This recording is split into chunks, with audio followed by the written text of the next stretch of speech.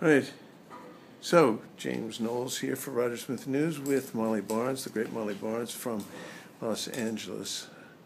The great, I think actually not directly from Los Angeles, it's somewhere, is it Los Angeles? Beverly Hills. Beverly Hills, yeah. All right, and she's the gallerist and the writer and the inspirer because she's turns on artists. So, Molly, tell me what you know.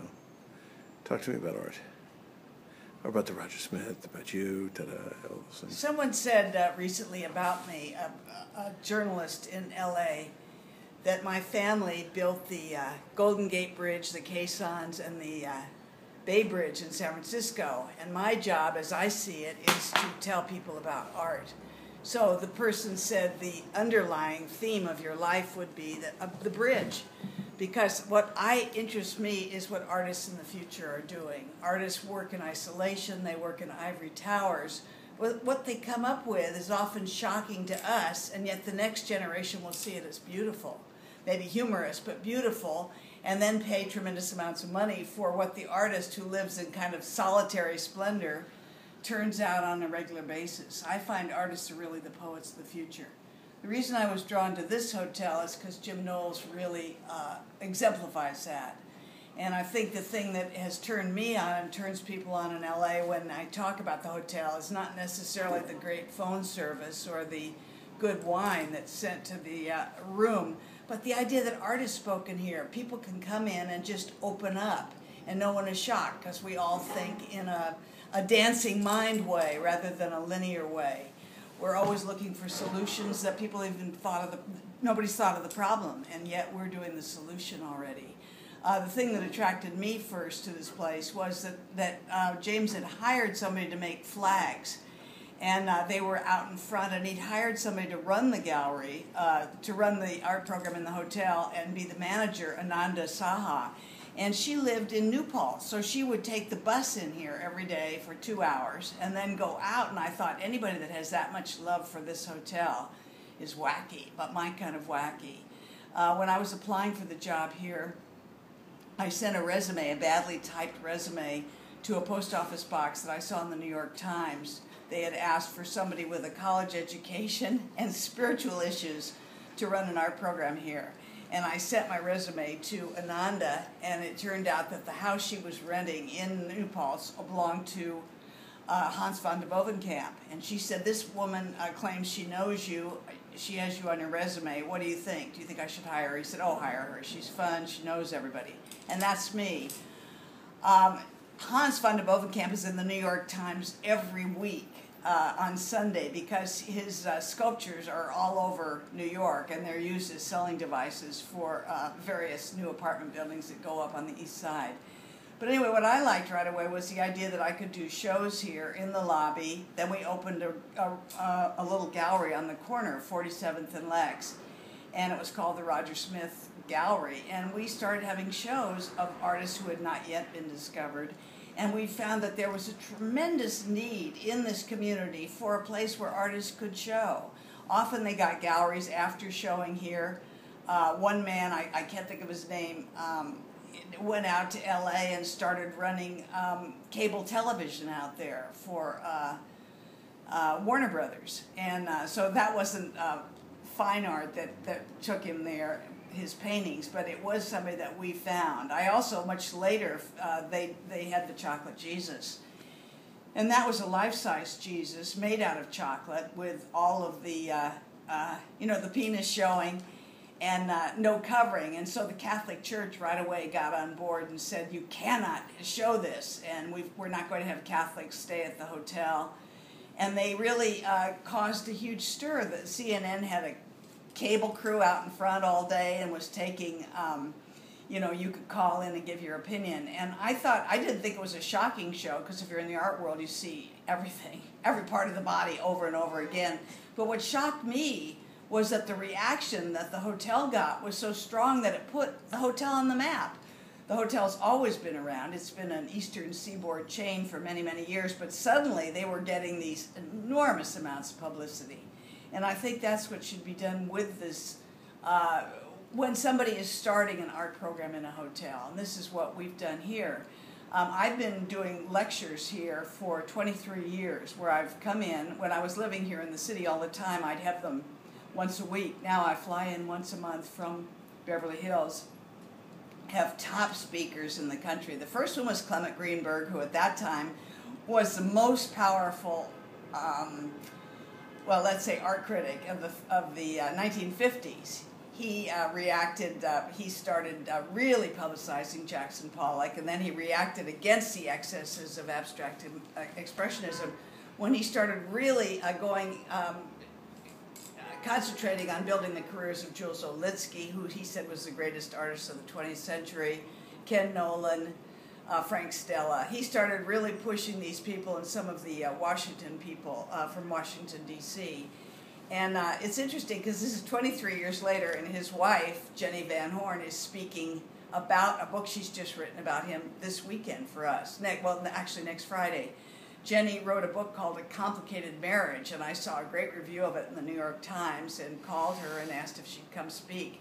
And it's about her life with Clem Greenberg. I started reading it last night, and it's really bitchy, and I love that. There are some art books written about artists, like the one on Joan Mitchell, and they're not, it's like soothing, but it's not, a turn-on like the Lee Krasner book that Gail Levin wrote, or this book. I mean, all the gossip. And so anyway, I started doing these lectures and inviting people, and we've had over 400 speakers here at the hotel. And probably the best, I was thinking of Irving Sandler, who's written a number of books on the 20th, 21st century art world here. Let me see, I wrote down a couple of names. Skitch Henderson came and played with his band. He later went to jail. Jane Goodall has spoken here. She, as you know, has worked with the apes. With the chimpanzees. The chimpanzees. Excuse me. Phil Pearlstein has spoken, Andre Emmerich, several of the Phyllis Braff, several of the people from the New York Times. Mike, I'm trying to think of the man that wrote the definitive book on de Kooning. Anyway, we've had extraordinary speakers, and the more controversial, the better. And so we're starting next week with some new ones. Jim McHugh, who's writing the definitive book on David Hockney, and as I said before, Jenny Van Horn. So this has been a real treat for me. The hotel has a beautiful, beautiful upstairs drawing room where we have these lectures, and actually, and this is, I know, substantiated, Buckminster Fuller lived there when he was poor with Noguchi, the sculptor, and they slept on the floor. And I actually had this substantiated by his daughter, that they actually did live up there and came up with the idea of the geodesic dome because the ceiling is covered with triangles. So these are some of the adventures that we've had here. I love this hotel. And what I love about Jim Knowles is he gives everybody a chance. He's a sculptor, so he thinks in magical terms. But he gives everybody a chance to do what they do the best. And this is the first time in my life that I was embraced so totally on bad ideas as well as good ideas. And I think that's what creative people need, is somebody who accepts them and says when you're off, but lets you find out your own way, what you can do well.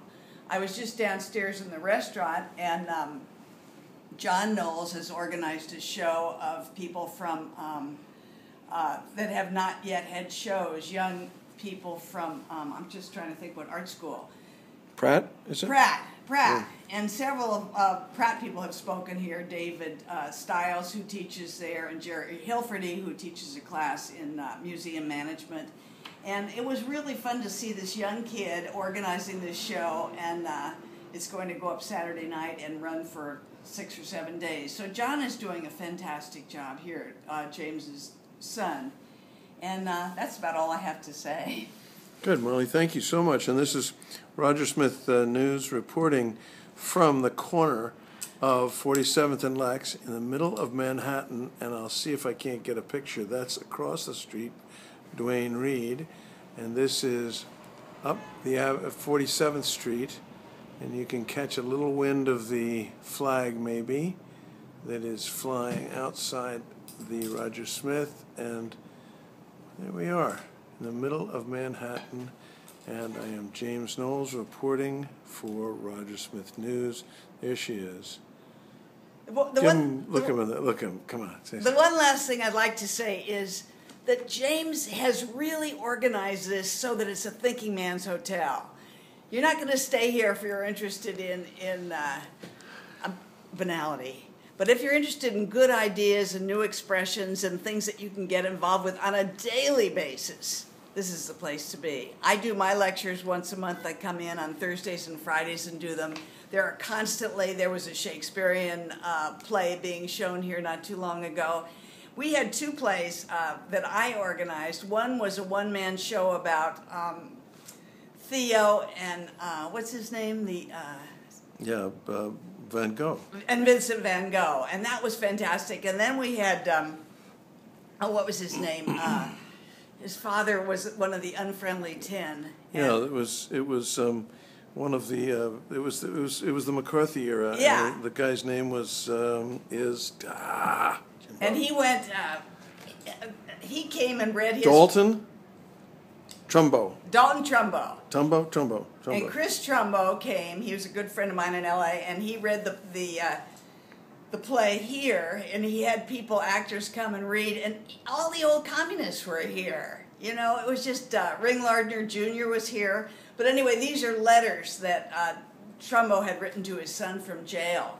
And then it went on. Gore Vidal did it off Broadway, and Brian Dennehy did it, and it became a big hit off Broadway. We had the first performance here. We also had one other that was written by Gabby Lieber, Jerry Lieber's wife. And it was all the people that Harold Rosenberg, the critic, had affairs with, meeting over his grave. It was obviously made up. And it was each of them just trying to see who was the most important in Harold Rosenberg's life. Harold Rosenberg had a wife, May, and a daughter here in East Hampton, but it turned after he died, it was like Charles Kuralt, they found he had a whole other family and children in Chicago. So all kinds of things happen like that. This reminds me, if I was a kid, when I was a kid, I used to read the Nancy Drew mysteries, and that's what this place reminds me of. You're always finding mysteries that have to be solved. Good. Very good. There it is, the Nancy Drew mystery model of the Roger Smith Hotel. Thank you. Thank you, Molly.